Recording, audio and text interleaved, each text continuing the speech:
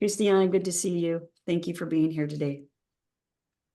Hi there. Hello, good to see you. How are Hi, you? Ailish. I didn't realize I was on camera, so Yes, you hence are. I'm just as I am. We will take you as you are. We You're would love to great. take you as we are. Yes. Thank you. Yes, yes, yes. Jessica Klein, welcome. I know you may not be on camera, but we're so glad that you're here. And I will mention to you guys, there you are. I'm in my bathrobe. You look great and comfy. So- Probably where we all want to be. The bathrobe. Happy to be here.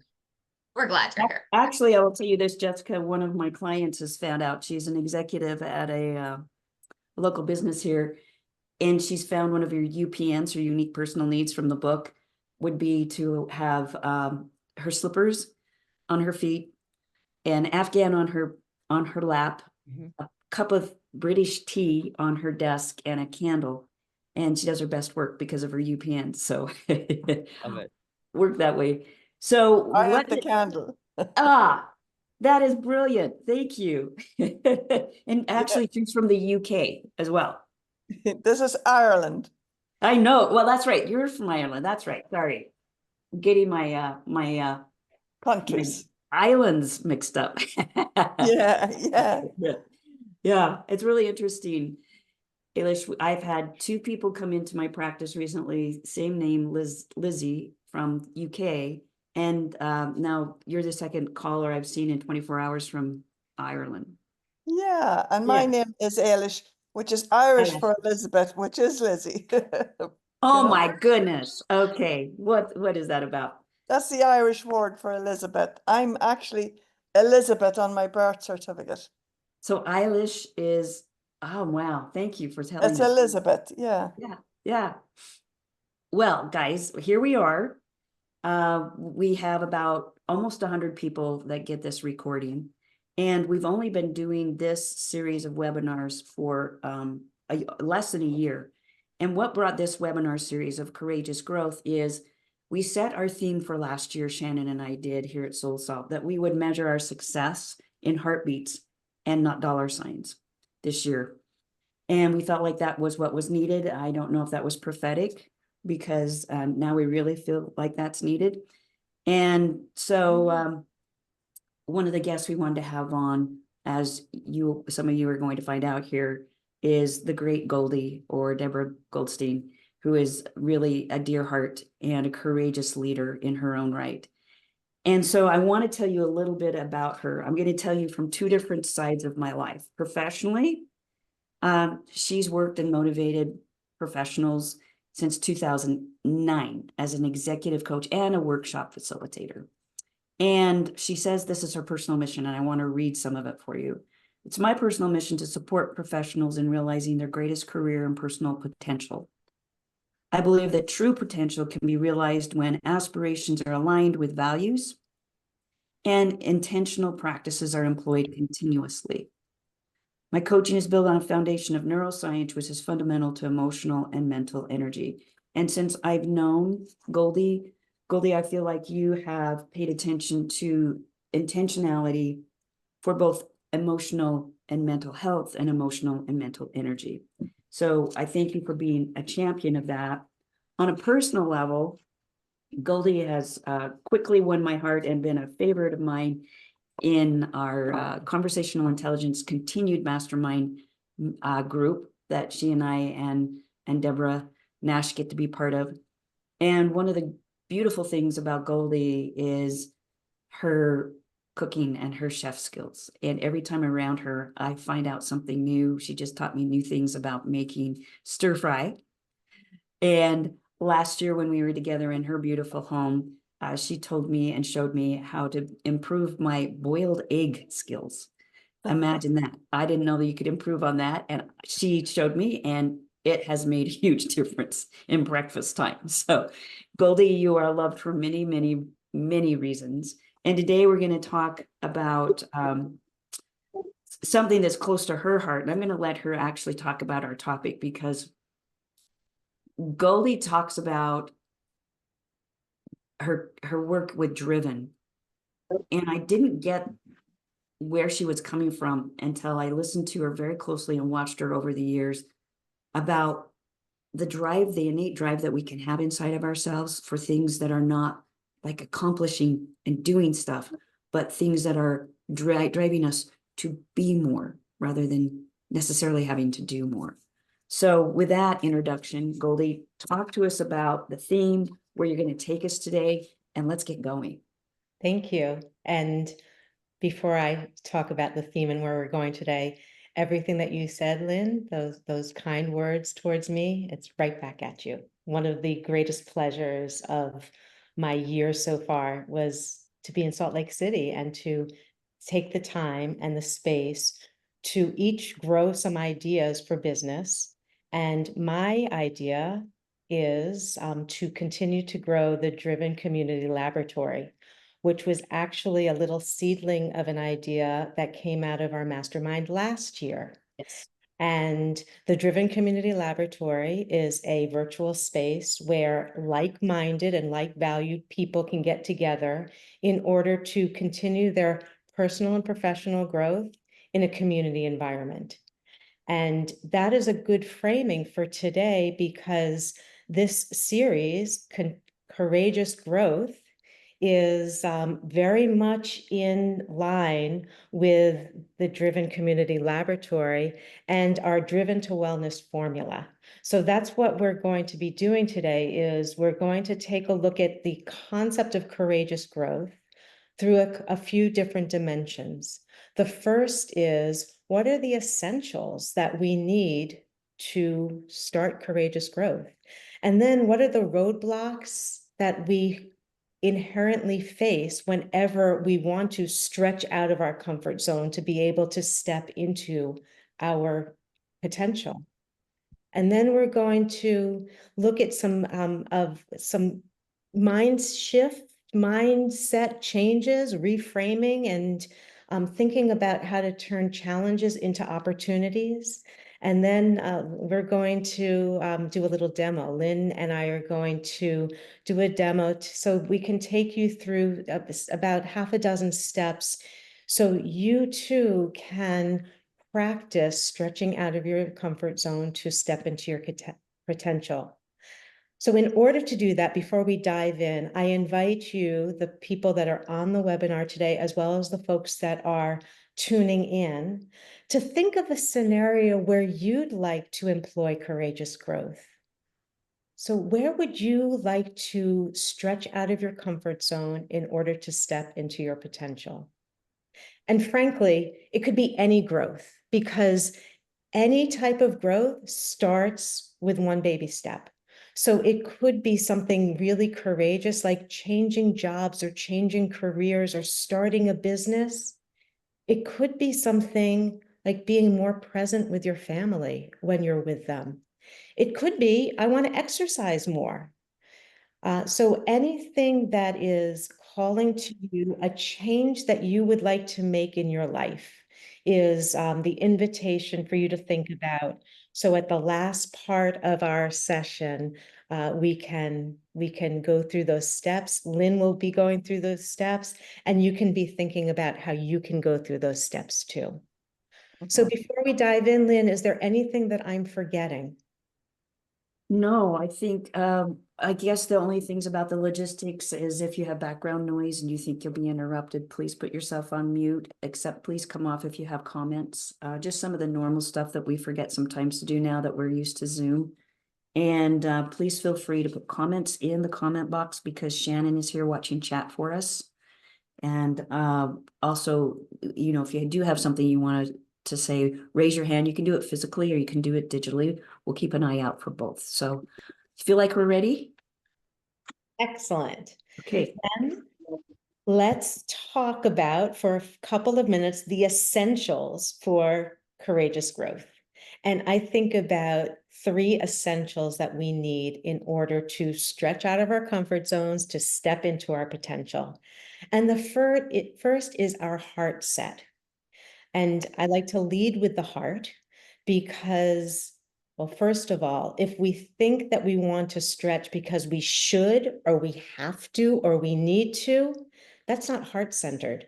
That is a brain centered. It doesn't necessarily mean that we're in our alignment with our values and our alignment with what we really want to do.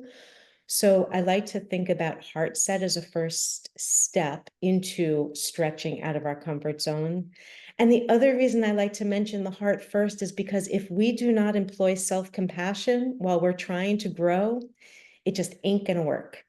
Whenever we try something new, we're bound to fall on our tushies. We're bound to mess up. We're bound to stumble. And unless we can be kind to ourselves, we are not going to be able to stretch into our potential. So the heart set is the first part. And then there's the mindset. And I like to sum that up very quickly with Henry Ford's statement. And Henry Ford, a long time ago, said, if you think you can or you think you can't, you're right. So with the mindset, I like to think about how can I continue to feed the light wolf? So there's a Native American parable that says a grandparent is speaking to their grandchild, and the grandparent says, there are two wolves that live inside of me. There's the dark wolf of fear and anger and frustration and impatience.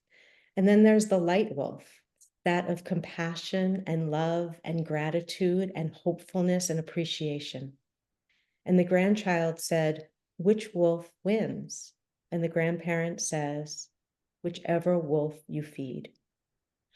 So as we're stretching out of our comfort zone and we start to second guess ourselves or get fearful or become lost because we don't exactly know where we're going, the mindset of feeding the good wolf, feeding the light wolf is the second essential for courageous growth.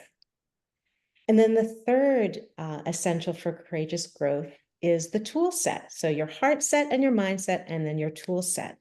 And what I'd like to do right now is, in the spirit of the tool set, is to share with you the Driven to Wellness formula. So you can see some of the aspects of what I call the tool set. Do you see that, Lynn? I can see it. Yeah. Okay.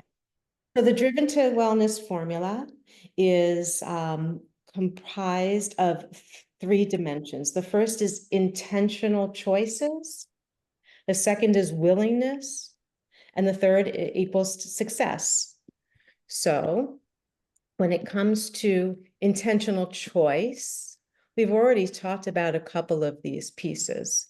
The first is inspect your intrinsic values, the motivation behind what you're doing. Think about your aspiration, where you want to go, starting with the end in mind. Get clear about your motivation.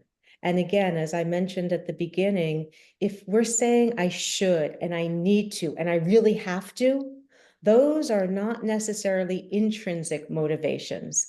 They're often things that other people are doing or we feel like we must do to stand up to societal norms. And then as far as intentional choices go, to consider the ripple effects, who else is affected? If I want to change my career, who is my family affected? My current colleagues affected? So to consider the non-linear effects is important with intentional choice, as is the research that we do, the state of discovery that we live in order to continue to go in the aspired direction and to be able to pivot if we are a little bit off base.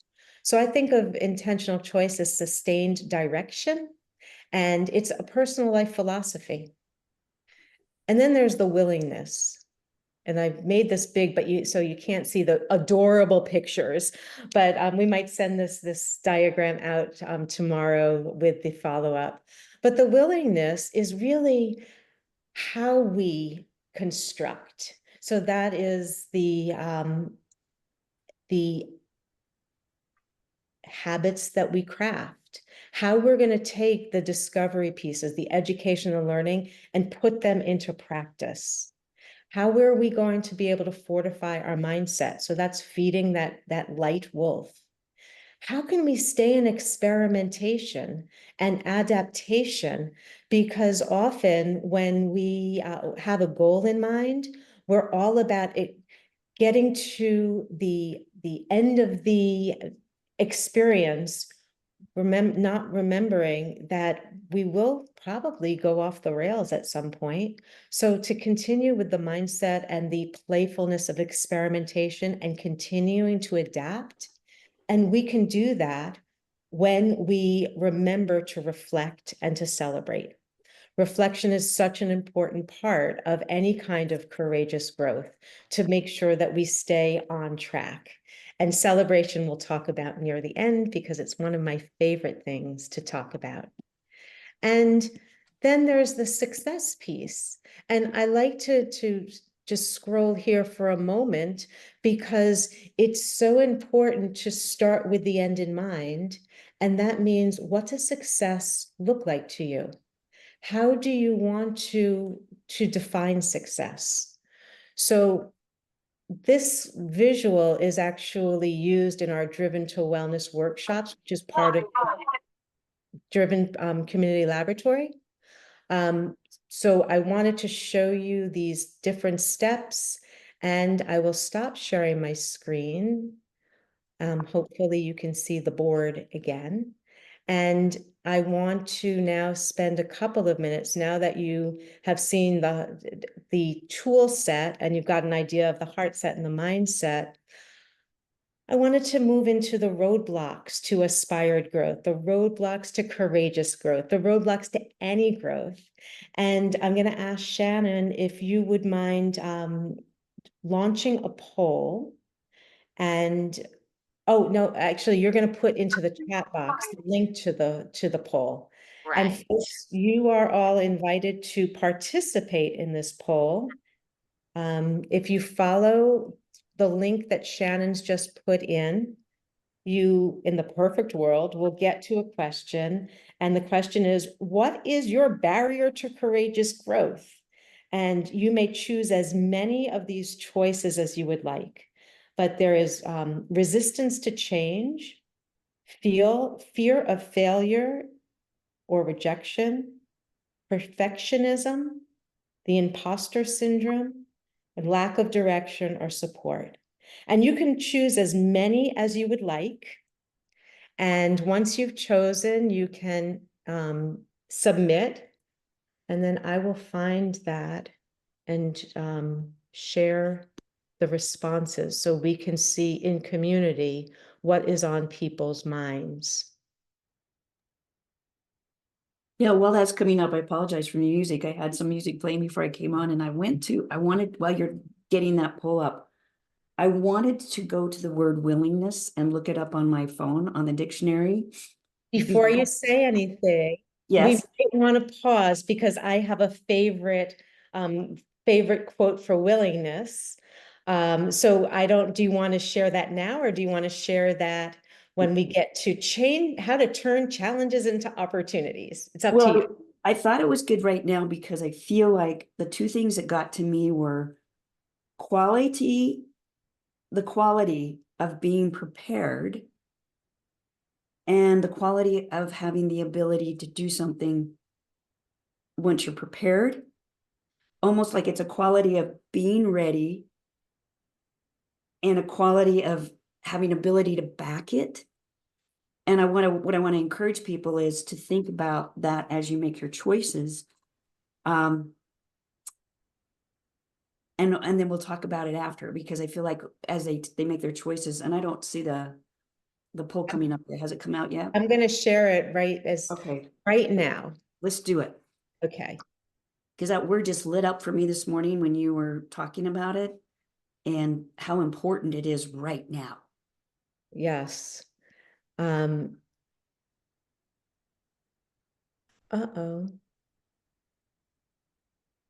Is it not there? It's there, but it's saying that there's that the screen is paused. Let's see. Let me try this once more. Yeah, come out and see again.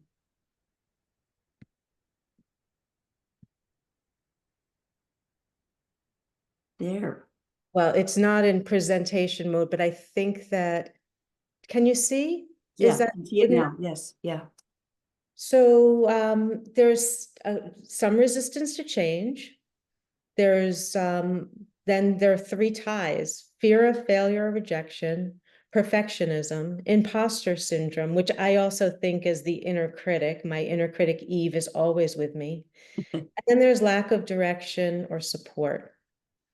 And the interesting piece about this, folks, is that 4 out of 5 of these perceived barriers to courageous growth, they are in our minds. Resistance to change is in our mind. Fear of failure is in our mind. Perfectionism is in our mind. Imposter syndrome is in our mind. Lack of direction and support, that could be resources, lack of resources, that could be partially in our mind.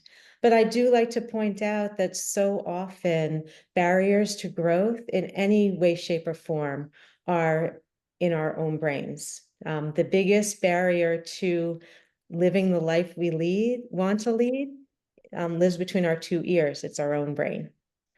So I will stop sharing. Any comments, comments about that, Lynn, before we move on? Yes, so I feel like we're just in sync, Goldie. This is why I wanted to go to the phone and find this willingness.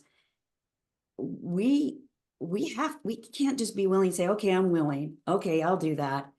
It's more like we have to be prepared, and then we have to bring ability behind it. And I think, what you just showed us, without those 2 elements, willingness doesn't take us anywhere. Yes.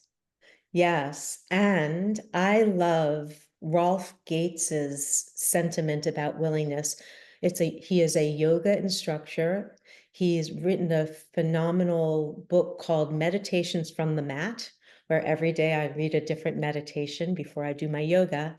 And one of his pieces of wisdom stopped me in my tracks.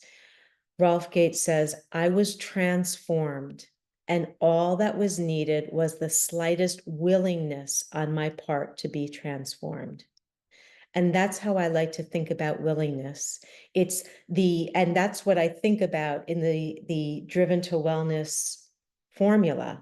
The W, the willingness, is simply keeping our minds open and being willing to be transformed, being open to influence, being open to, okay, this didn't work, I'm going to try it this way. So it's the growth mindset, and the willingness so often is a huge roadblock. I don't know about your coaching clients, Lynn, but I know from my coaching clients so often, once we can get by the limiting beliefs and the willingness for them to try and experiment, the floodgates open.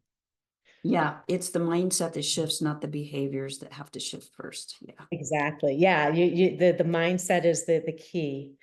So having said that, and having shared the poll, life is not about eliminating challenges. It's about inviting challenges in for growth and opportunities.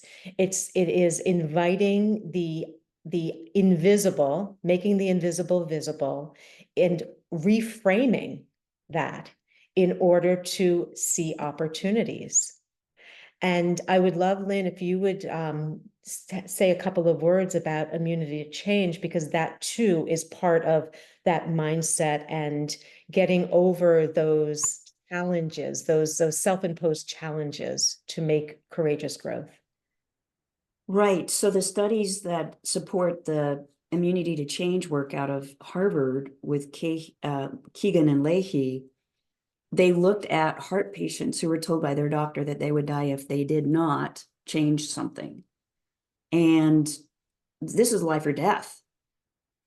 And what they found was there was even a small percentage, like between 7 and 12% consistently, that made the change. So that means what happened to the other 95 or 93% of the people.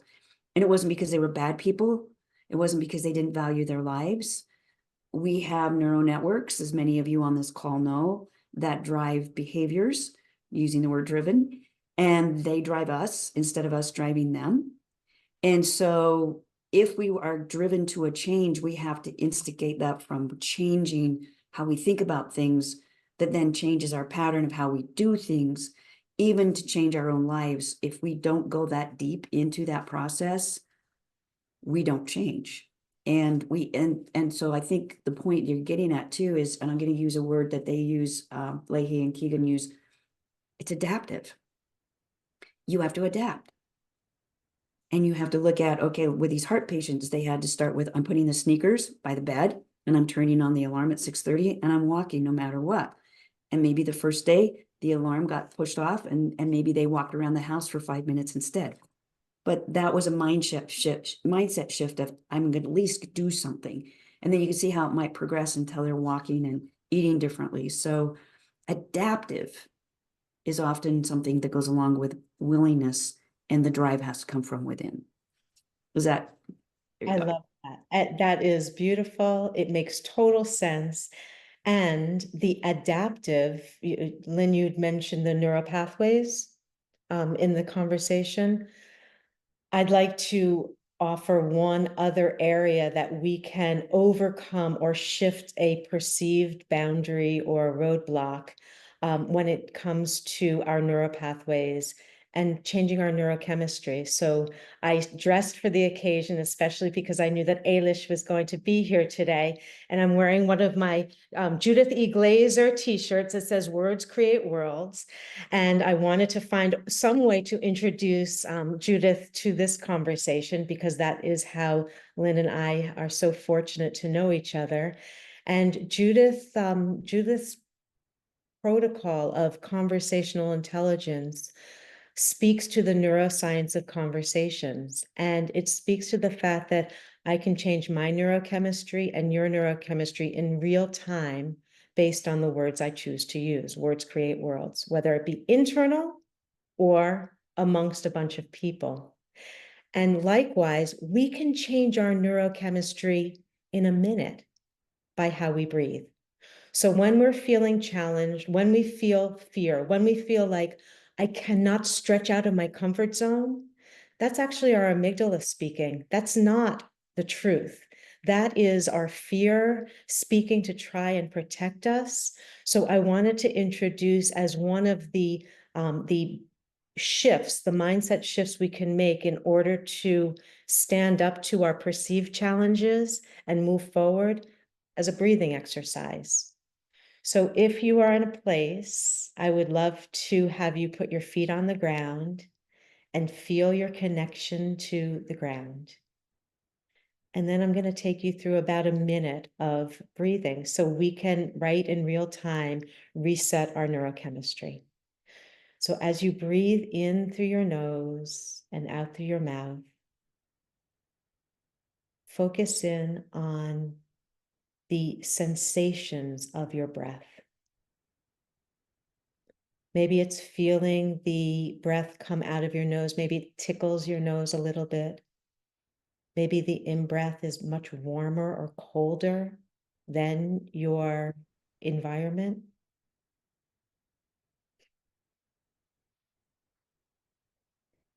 Feel your breath, and now start to count. In for 4, hold for 4, exhale for 4, and hold for 4. So as you're breathing in, count to 4 beats. Hold your breath for 4 beats. Exhale through your mouth for 4 beats.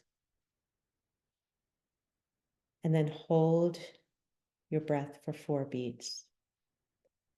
And then do that once more. Inhale for 4. Hold for 4.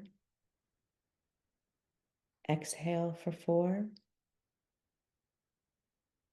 Hold for 4. And you can continue as I share with you that this is called box breathing, and it was developed by the Navy SEALs. And as we're feeling nervous or anxious, or like we can't stretch out of our comfort zone, to do that box breathing for 1 minute will actually change our neurochemistry.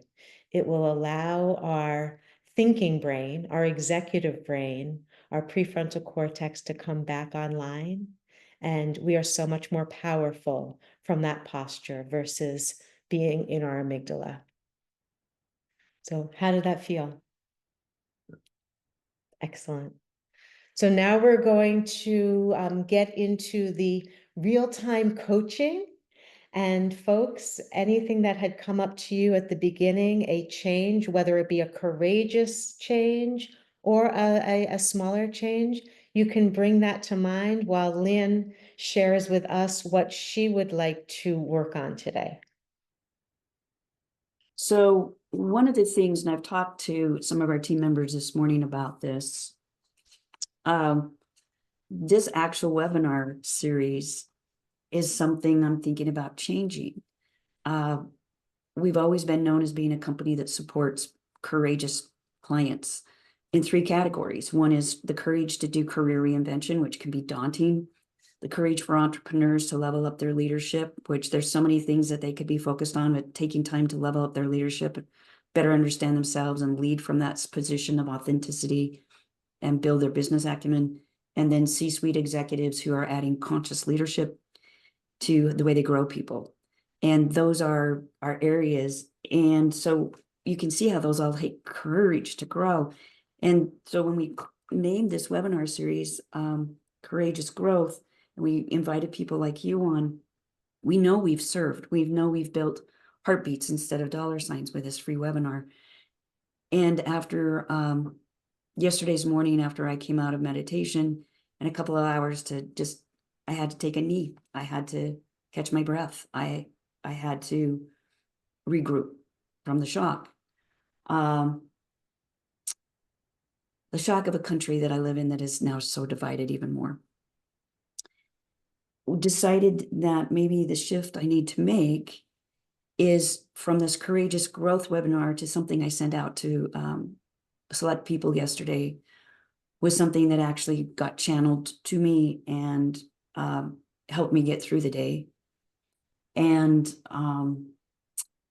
so we're talking today because we've had such a response to that small 2-minute message that we're wondering if each week I should be doing something like that, of assisting people to consciously start leading their lives.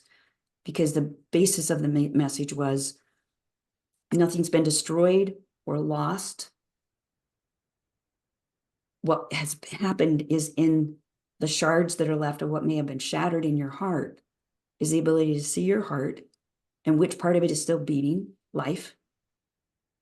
And then from that, look at, in this dearth, what is waiting to be built.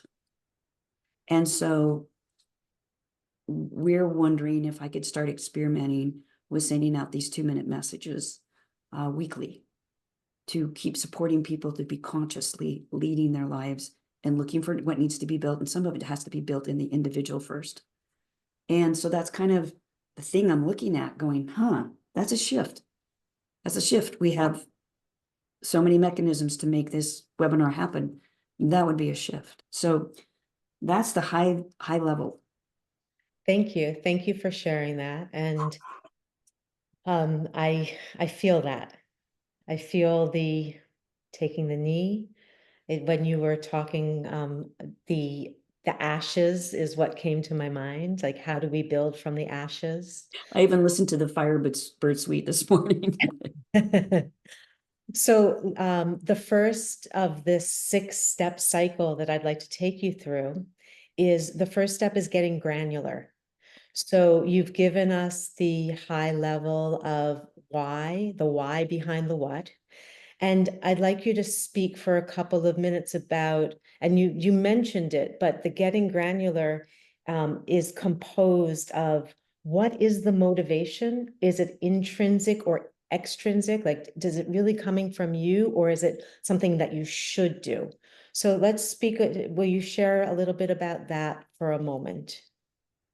Where it's coming from is a good way to maybe set that up. Yeah. Where it came from yesterday was looking for the information I needed to get up off that knee and to stop perseverating on which country can I move to. Feeling as an endangered species under a new and somewhat known administration. And I know my friends in Ireland and the UK and the Netherlands that have reached out to me have told me how much they're suffering from post-traumatic Trump syndrome. And again, this is not political. This is just simply so many of us are just sitting here going, I felt like we'd failed I felt like we failed ourselves as a country. And I felt like we'd failed the world. And I know that we're not at our best moment, and we haven't been for a while. And so the motivation was, what do I do about it? Do I just move to another country? Because I can do that. What do I do in the meantime? Maybe I still will. And I need to still, while I'm here, be part of the answer from within. And so that starts with me. What can I do? And so where that message came from was talking to myself and asking myself, what can I do and how can I frame this in an appropriate manner, not glossing it over. This is shocking. This is terrible for many, many people. And those who have not voted or who voted for this will probably turn out to be similar to the people who voted the first time and find out how how mistaken they had been. So there's a lot of turmoil that I had to just work through for myself first, with all the turmoil outside of me, and say, what do I do about it? So it certainly sounds the motivation comes from within. It's how can I be part of the solution? How can I share hope? And how can I share the light wolf with others? Yeah, how can I feed that wolf, right? Yeah. Yeah. I'm curious with this getting granular step, what does success look like to you with these? I think that I heard you say weekly short messages. What does success look like to you? I think success first comes from me. How do I get my head and heart and gut instincts wrapped around what's the next step? And in that process, is there something that comes through to me? Those people who know me closely know that I have a lot of what I would consider spiritual practices. And so the messages come in a way where I get the words I need when I need them, when I'm in stillness and quiet and in that right phase of receptiveness, willingness. And so what that means is getting the guidance for myself and then being brave enough to share it and see if it resonates with others. And if it does, then the next week, go for that guidance again and share it and take those steps myself. I'm taking the steps that came to me yesterday and just see where it goes, because the metaphor I used is the metaphor of the buffalo. I happen to have, my birth sign is Taurus, so the buffalo speaks to me. And what buffalo do when there's an impending storm is they move into it. Sometimes they actually charge into it. Cows will run from it. Buffalo will charge into it because they know that by going into the storm lasts less long. And so I stood up, girded my loins, and started walking into the storm yesterday. Okay, so what did I heard as far as success goes? Because if we start with the end in mind, what does success look like? What's the aspiration? We are much more likely to get there. Tell me where I'm off. I heard to have the courage to trust my intuition, to continue to listen to the messages that are coming and to continue to share them. Yes. Thank you. So that's the first step, is getting granular, folks, about how you want to stretch and how you want to grow, the motivation, and what does the success look like to you. The second step I like to call swimming downstream, because I have an amazing way of, when I try and do something, I always make it as difficult as possible. So swimming downstream is kind of like KISS. Keep it simple, sweetheart. And when I'm saying this, swimming downstream, it's really how can we create a system that is as effortless as possible. Lynn, in your description before of putting sneakers next to the bed, so when the alarm goes off in the morning, you put the sneakers on, so you exercise because that is something that is a goal for somebody. So that is creating a system to swim downstream. And the reason I think that this is so important is to quote the great James Clear, is you do not rise to the level of your goals, you fall to the level of your systems. So with that setup, Lynn, how are you going to swim downstream with this goal? How are you going to create the system in order to reach your aspiration and goal? Well, so I'm thinking about this as you're talking about the metaphor. Shannon and I have discussed this. We talked about it this morning. Of course, it needs to pass through Shannon and also Jessica Gleim on our team here before we go forward, because you don't want to just follow every idea. And, there's a lot of emotion now, right? And we just don't want to be impulsive.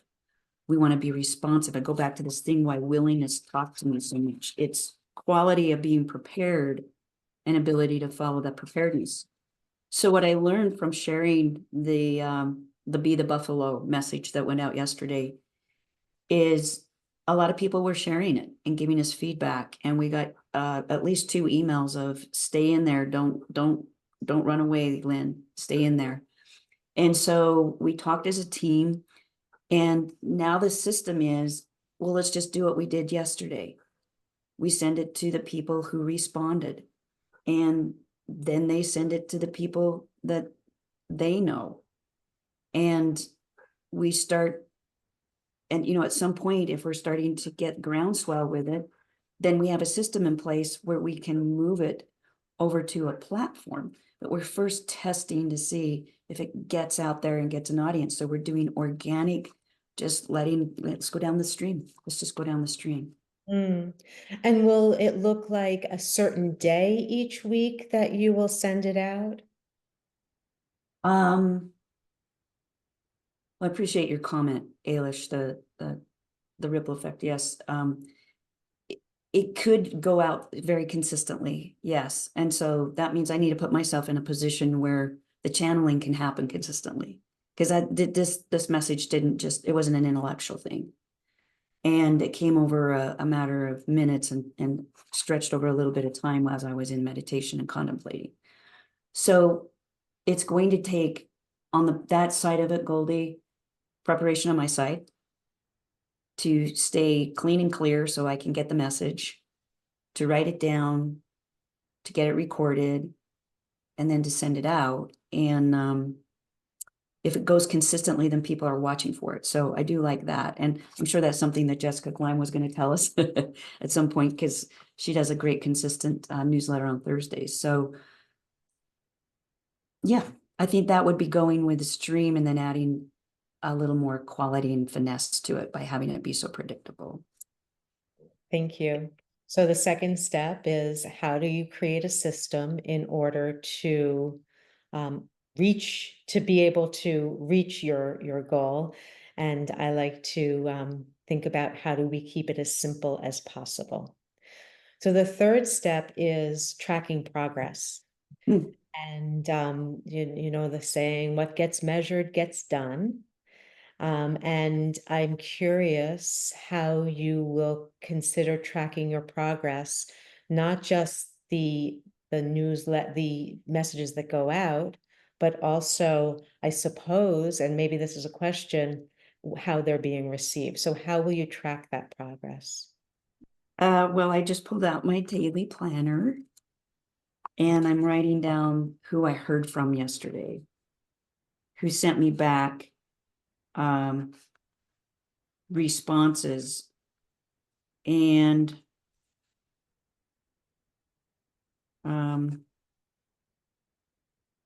yeah, I think that's good for us to see who's responding back to us. And then also keep track of who shared it, because people asked permission to do that, because it had my name on it. And we did receive some emails about it. It wasn't just texts we received one last night, right, Shannon? Yeah. So I think that will be our tracking system. We have a tracking system similar to that we do with some marketing practices each week. So we'll see. But Yeah. thank you. I think that tracking progress is so important because I don't know about you, but often I'll start a project and after I finish, I'll look back and say, oh, that was no big deal. Whereas before I start, it's a huge deal. So when it comes to stretching out of our comfort zones to step into our potential, to get granular and to track our progress every single day, if it's possible, is something that we can look back to and we can reflect on. So tracking progress is the third step. The fourth step is That's smart. That's smart. the fourth step is to invite others to witness, to invite people in. So often we feel like we're all alone. So for others to witness helps in a couple of ways. The first is it's really fun to feel like others are on the sidelines cheering for you. And the second is I've found, especially with the Driven to Wellness work, with this Driven to Wellness formula, accountability increases your likelihood to succeed so much. I think that at one point I read that like you're 95% more likely to stick to a new habit or practice if you have an accountability partner.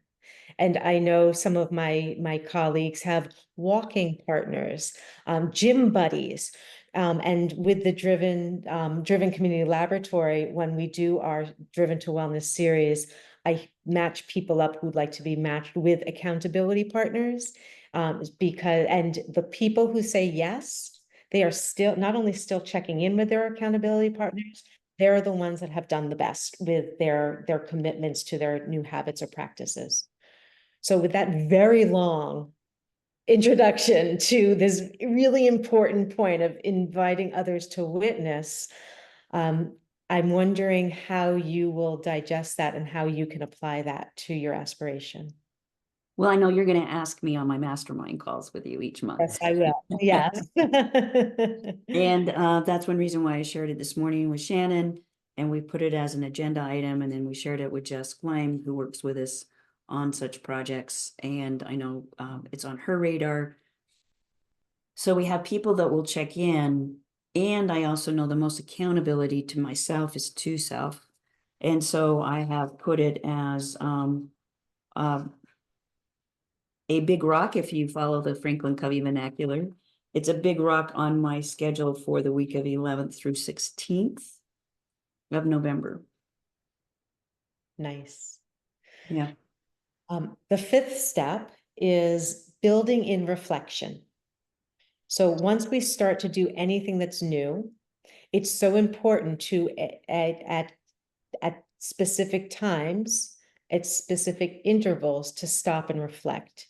And the way I think about that is, as Lynn knows, I used to live on a lake, Oscowana Lake, and I used to kayak early in the morning, and I would see a man swimming.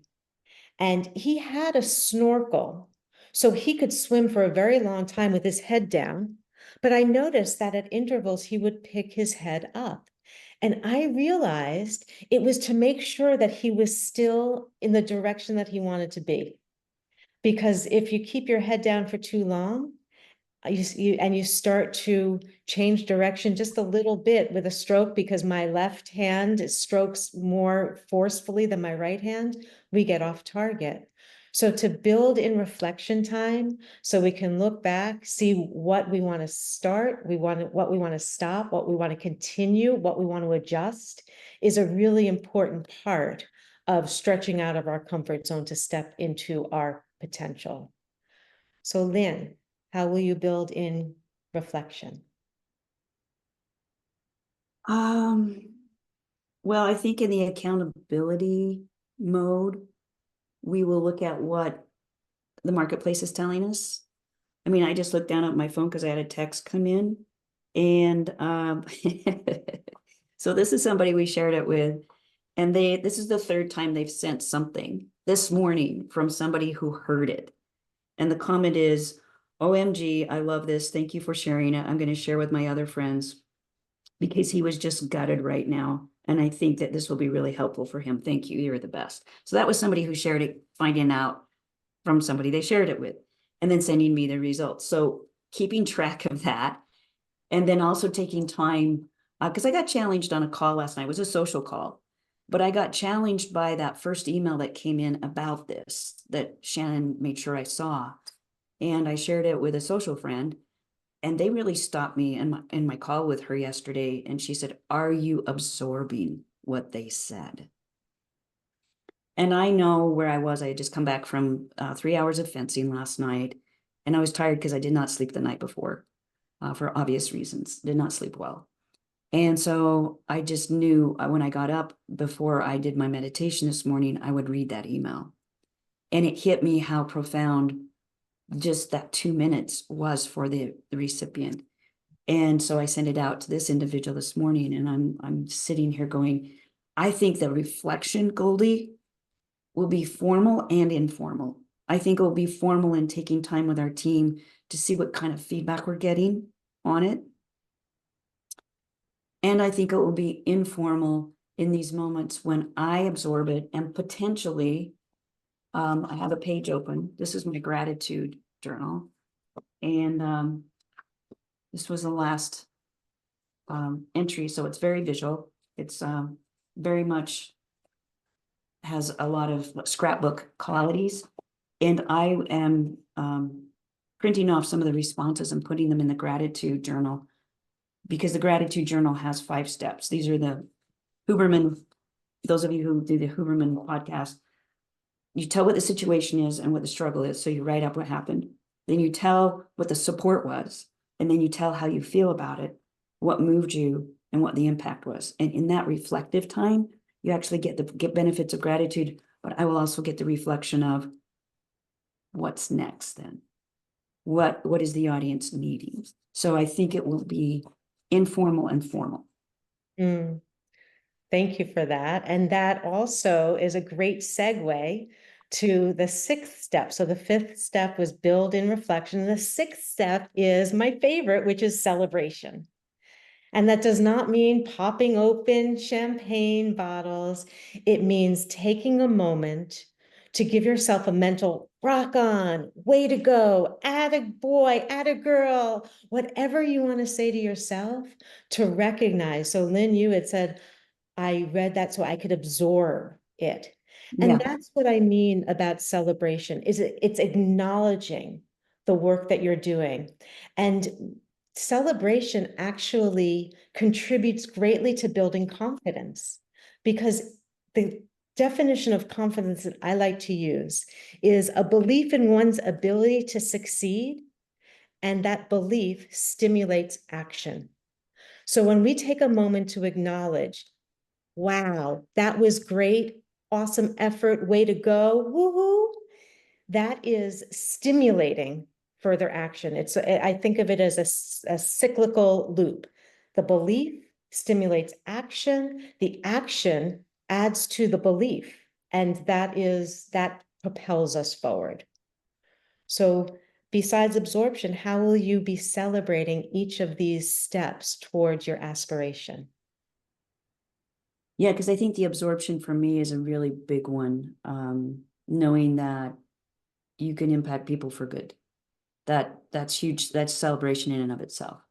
I think our team can celebrate together because we still have the foundational desire to build a lot of heartbeats in our community. And so I feel like we can celebrate together by talking about it and enjoying the ripple effect that has been mentioned here. And if things continue, the celebration will be, then we will formalize it into something that becomes more regular. And I see that hit home with, yeah, good. Ailish, thanks. Yeah. Very wise person to have on our sidelines today. Yes. So thank you for playing along, Lynn. Thank you for the opportunity. This was so timely for this to come up this morning, and then for you needing something. And I was like, this is going to absolutely be the thing I bring in. So thank you. Excellent. So I'd like to open it up for reflections from you, reflections from anybody who's listening, and any kind of questions, comments. Let's see what the audience has to say. I think I've spoken way too much today. Jess, Christiana, Jen, Marian, Ailish.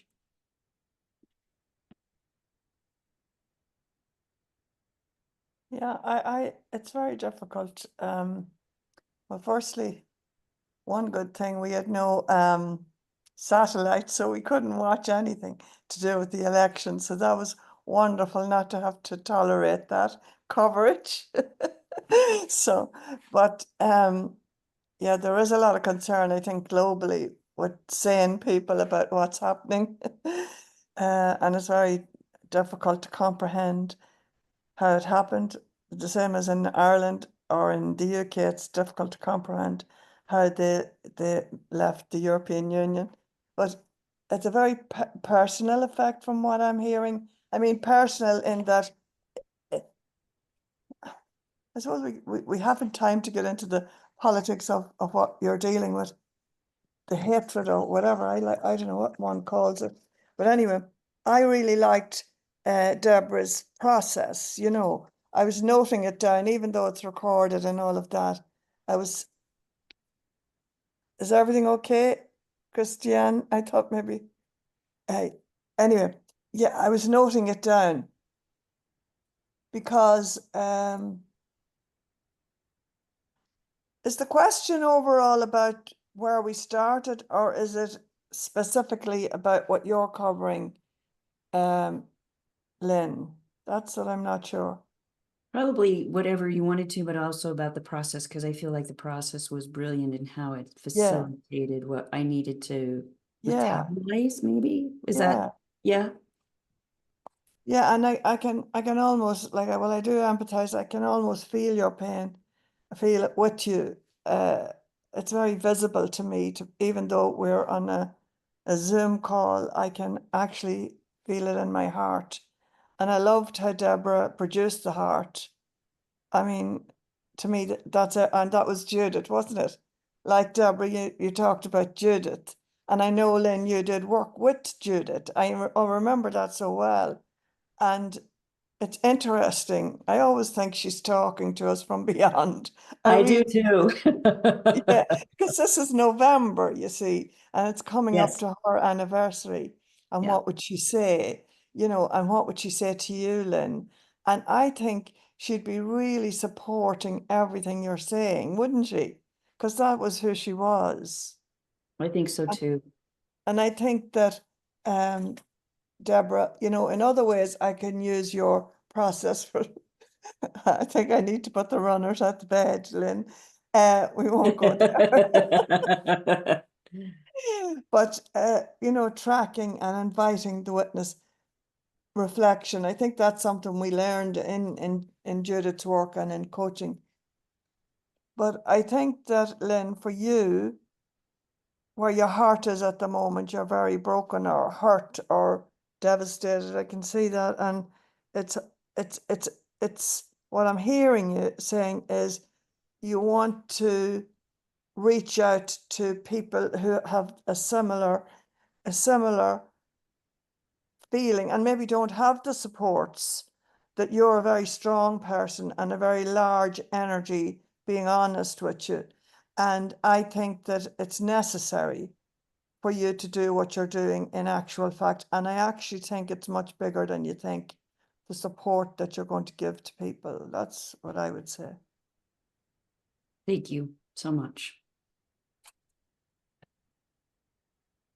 Christiane.